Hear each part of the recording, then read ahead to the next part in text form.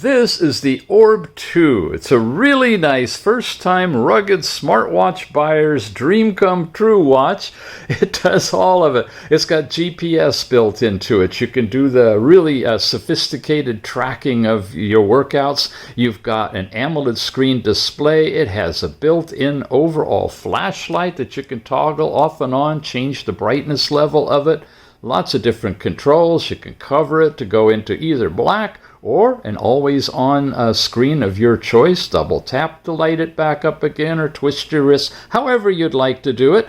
You've got different information displayed on cards, your sleep time, your heart rate, weather forecast, your step count information is there. And when you get into the overall apps, you've got a walkie-talkie, you've got a compass, you've got calculators, calendars. It really has just about everything you need. 1,000 nits outdoors, easy to see, and very, very inexpensive. This is the round version of it. It's called the Orb 2. There's also a rectangular Pulse 2 along the very same line. And again, you can download all kinds of watch faces and control just about everything from an associated app that's designed around this watch. Check it out.